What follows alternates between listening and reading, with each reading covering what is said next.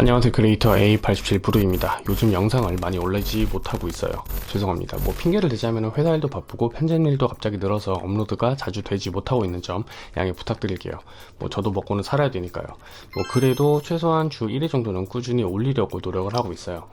아무튼 오늘 소개드릴 내용은 편집의 효율성을 올리는 팁을 조금 짧게 다뤄볼 예정이에요. 일반적으로 우리가 알고 있는 윈도우나 맥에서 글자나 파일을 삭제할 때 가장 많이 사용하는 키가 두 가지 정도가 될 것 같은데요. 여러분들이 이 키 알고 자주 사용하고 계시는 백스페이스 키와 그 다음에 딜리트 키가 아닐까 싶습니다. 문서 작업을 기준으로 이 두 가지 키를 활용한 삭제 방법의 가장 큰 차이는 바로 글자를 삭제하는 기준이 다르다는 것인데요. 자, 우선 이 소위 알고 있는 이 백스페이스 키 같은 경우에는 깜박깜박거리는 그 커서를 기준으로 해서 그 뒤쪽을 날리는 거고요. 반대로 이 딜리트 키 같은 경우에는 커서를 기준으로 커서의 앞쪽에 텍스트를 지운다는 겁니다. 이 백스페이스 키와 딜리트 키의 차이를 활용을 해서 우리가 문서 작업을 조금 더 효과적이고 효율적으로 할 수가 있게 되죠. 물론 공백을 만들어서 삭제하는 스페이스 키도 있을 것이고요.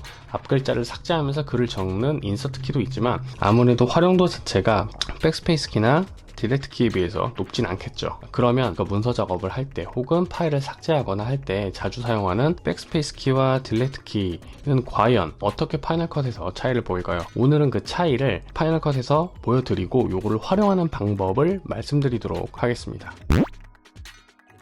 자, 그러면 파이널 컷으로 들어왔습니다. 일단 블레이저를 이용해서 클립의 일부를 잘라보겠습니다.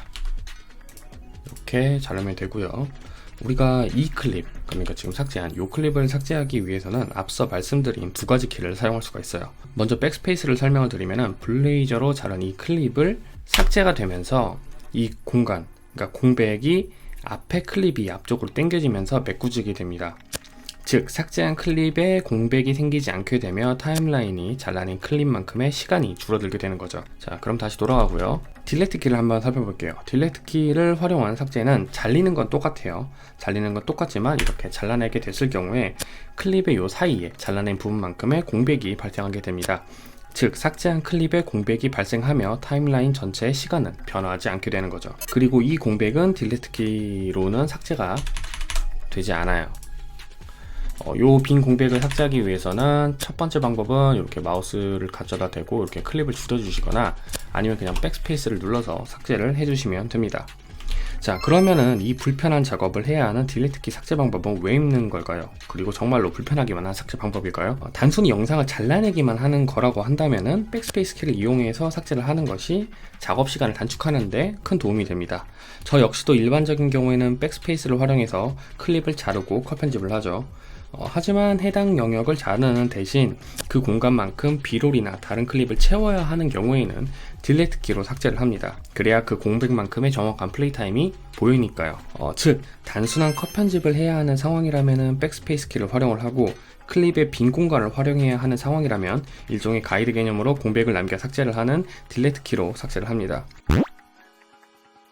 제가 예전에 타임라인, 점선과 실선의 차이에 대한 영상을 소개를 드렸었는데 이때 블레이저로 이런 식으로 끊었는데 보시면 이런 식으로 점선이 생기잖아요. 이 점선은 블레이저로 끊었을 때 영상이 그대로 연결되는 경우 점선으로 표시가 되고 영상이 연결이 되지 않는 경우 이런 식으로 실선으로 표기가 되게 됩니다. 그런데 만약에 내가 더 이상 이 영역, 그러니까 컷 편집 요 점선을 잘못 선택을 했다, 그러니까 잘못 블레이저로 끊었다 라고 한다면 요 점선을 없애는 방법도 제가 지금 말씀드릴게요.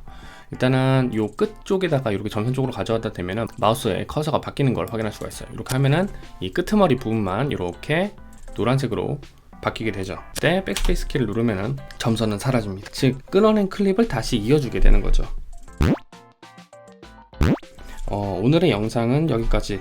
오늘의 영상이 여러분들의 편집 시간 단축에 도움이 되었길 바라면서 오늘의 영상은 여기서 마치도록 하겠습니다. 지금까지 크리에이터 A87브룩이었습니다. 감사합니다.